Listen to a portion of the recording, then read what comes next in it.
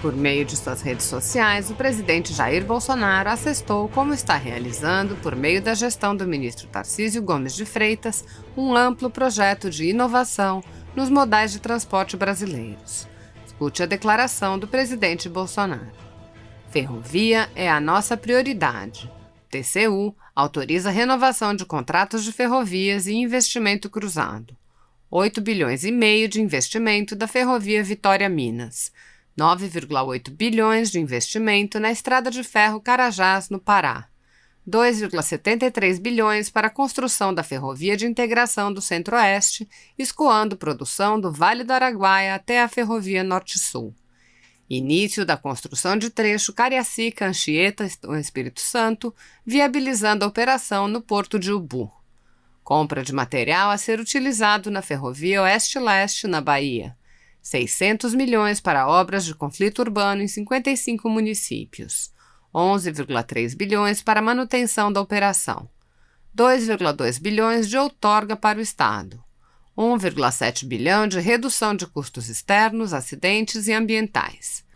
287 milhões de arrecadação por ano aos cofres públicos e geração de cerca de 65 mil empregos. É a consolidação de uma solução inovadora de fazer ferrovia no Brasil sem a utilização de recursos públicos. O investimento cruzado, utilizando outorgas de concessões ferroviárias, é uma das principais estratégias do governo federal para dobrar a participação desse modo na matriz de transportes nacional. Estamos mostrando que a restrição orçamentária não será um impeditivo para desenvolvermos a infraestrutura do país.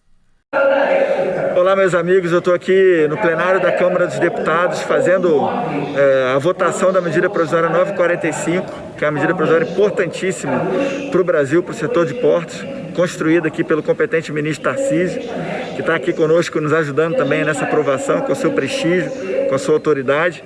E eu queria dar uma boa notícia para vocês, para nós todos aqui de Goiás, a respeito da Ferrovia de Integração do Centro-Oeste. É isso, Major Vitor Hugo, esse competente deputado, amigo de mais de 30 anos, na minha turma, da mesma academia que eu me formei. Temos uma importante notícia para o Estado de Goiás, que é a aprovação no dia de hoje no TCU do investimento cruzado, que virá a partir da prorrogação do contrato da Estrada de Ferro Vitória-Minas. Isso vai proporcionar a Ferrovia de Integração do Centro-Oeste. Então a Ferrovia de Integração do Centro-Oeste deixa de ser sonho e passa a ser realidade. Ela vai ligar Água Boa no Mato Grosso a Mara Rosa em Goiás. E nós vamos transportar grãos do Vale do Araguaia para a Ferrovia Norte-Sul, que está lá cruzando Goiás também, que ano que vem vai estar completamente operacional. Então nós estamos proporcionando logística ferroviária para esse estado importante, para esse rico estado, que é o estado do Goiás.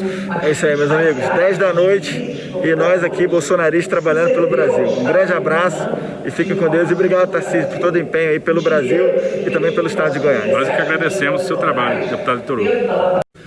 Olá, meus amigos, são quase 3 horas da manhã, estamos aqui saindo do plenário da Câmara. Hoje foi um dia vitorioso aqui para o governo, na Câmara Federal, essa quarta-feira, agora já a quinta, na verdade.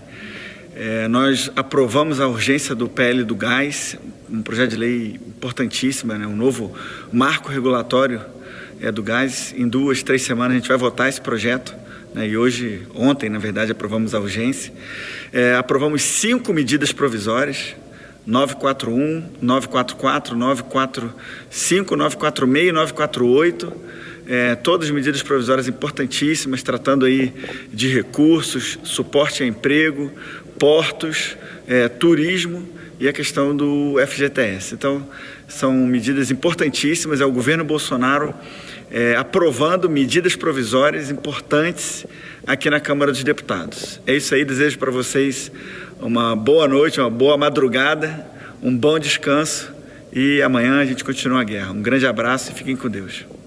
Olá pessoal, deputada federal Bia Kicis. Eu vim falar aqui com vocês sobre um dos temas mais importantes sobre o qual eu dedico meu mandato, que é o combate ao ativismo judicial. E nós estamos agora vivendo um momento muito crítico com relação a isso, quando esse ativismo ele advém diretamente de ministros do Supremo Tribunal Federal. Somente esses últimos dias nós tivemos 2 exemplos muito graves de ativismo. O que é o ativismo? O ativismo é quando o juiz ele se substitui ao legislador e, ao invés de simplesmente fazer o seu papel de aplicar a lei, ou no caso até do Supremo, a Constituição, ao caso concreto, aos processos sobre os quais o juiz se debruça, que chegam ao juiz mediante provocação de uma parte interessada, o juiz começa a falar e decidir sobre questões políticas que não estão nos autos. Então nós tivemos essa semana o ministro Gilmar Mendes, numa entrevista, numa declaração, dizer o seguinte, que é preciso dizer isso de maneira muito clara. O Exército está se associando a esse genocídio. Não é razoável, é preciso pôr fim a isso.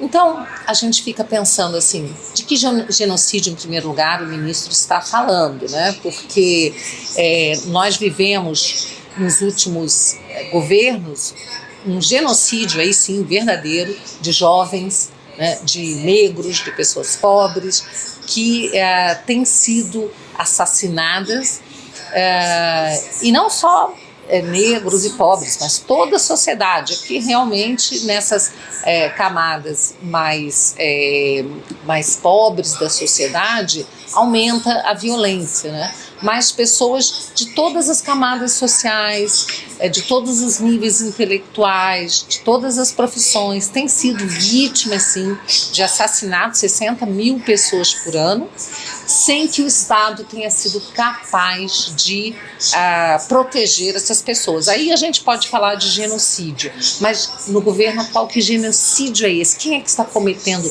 genocídio junto com o Exército, segundo o ministro Gilmar Mendes? Então, esse é o tipo da declaração que nos deixa realmente muito preocupados, e o ministro da Defesa já respondeu, dizendo que as Forças Armadas, o Exército, têm se dedicado durante o coronavírus ao combate ao coronavírus, né? Então não há genocídio algum, o que há é agora uma modinha, né, de ficar falando do presidente da República com total desrespeito à autoridade máxima da República e chamando o presidente de genocida, o que é um crime, né? Porque genocídio é um crime contra a humanidade, e aí, no caso, estão atribuindo um crime. Então já existe aí, no mínimo, uma calúnia, além de uma atividade política do ministro, que é muito preocupante. E aí, em seguida, a gente vê o ministro Barroso também falando, né? Falando da preocupação dele, tanto com a saúde, como com as redes estando disseminando ódio. Ele está muito preocupado com o ódio e a desinformação disseminada nas redes sociais. Isso eu coloco como presidente do TSE, tendo que tomar uma atitude para evitar que aconteça o que aconteceu no Brexit. O que aconteceu no Brexit? No Brexit, o povo inglês decidiu 2 vezes pela retirada, pela saída da Inglaterra, da Grã-Bretanha, né, da União Europeia. Então isso foi a vontade do povo. Mas como o ministro Barroso, pelo visto, ele é a favor da União Europeia, ele é contra a saída da Grã-Bretanha, então ele diz que isso foi fruto de desinformação. Assim como, segundo o ministro, as eleições americanas, a eleição do Trump também foi fruto de desinformação, não fruto da vontade de um povo que era majoritariamente conservador, né? Que se vê representado pelo Trump, pelas suas ideias, ao contrário, né, das ideias pregadas pelo Partido Democrata, né? E também as eleições na Índia, segundo o ministro Barroso, também fruto de desinformação. Agora, o presidente da Polônia foi reeleito, um conservador. Pode ser que o ministro Barroso também ache que foi fruto de desinformação. Desinformação essa que precisa ser combatida. Como é que ele está combatendo isso, gente? Combatendo chamando as plataformas, dizendo que elas têm que retirar, né? Elas têm que cuidar para que não haja fake news. E o ministro tem que retirar das plataformas aquelas informações que, segundo ele, desinforma. Aí o ministro, né, ele diz o seguinte, que ele conta, olha que bonito, gente, vocês têm certeza que vocês vão ficar emocionados. Contamos com a imprensa profissional que sabe separar fato de opinião, a gente tem visto isso, que se move por preceitos éticos, a gente também tem visto isso, e que possa fazer o filtro dessas bobagens que circulam nas redes ao lado dos checadores de fato. Aí eu trouxe, né, essa informação de que foi uma pesquisa feita pelo Instituto Global Edelman Trust Barometer, tá? É um estudo feito por eles em 2018, disse o seguinte, que a imprensa, tá? A imprensa, ela é a instituição menos confiável globalmente. Então, esse resultado apontou que em 22 dos 28 países onde a pesquisa foi feita, ela se encontra no território da desconfiança. E o Brasil certamente é um desses países, se não foi incluído na pesquisa, se fosse incluído, certamente seria um desses países onde a imprensa está realmente assim, um dos últimos locais, uma das últimas posições de instituição confiável, não é? A gente tem assistido jornalista que torce para presidente morrer, pesquisas que são feitas, né, depois desmentidas, pesquisas eleitorais que são feitas, divulgadas pela imprensa e depois são desmentidas nas urnas. A gente tem visto aí que na questão até do coronavírus, a imprensa se valendo de dados científicos que mudam toda semana, né? Então a gente sabe que não tem uma cobertura parcial, lamentavelmente, por boa parte da imprensa, mas é com essa mídia aí que o ministro Barroso diz contar essa imprensa profissional para dizer, junto com os checadores de fatos, o que é verdade, o que é mentira, né, e impor aí um cala-boca, uma censura às redes sociais. Então, assim, eu estou deveras preocupada com isso, tá? Como parlamentar, trabalho todos os dias, né, para combater esse ativismo judicial. Tem uma série de projetos de lei contrários ao ativismo, que visam a responsabilizar esse ativismo, criminalizar toda vez que houver uma usurpação de poder. Isso tem acontecido muito porque, lamentavelmente, o parlamento tem se colocado de joelhos, subserviente ao Supremo Tribunal Federal. E a gente sabe que tem aí parlamentares que têm problemas perante a justiça, né, que temem realmente que haja uma investigação, uma denúncia, que o Supremo possa condená-los.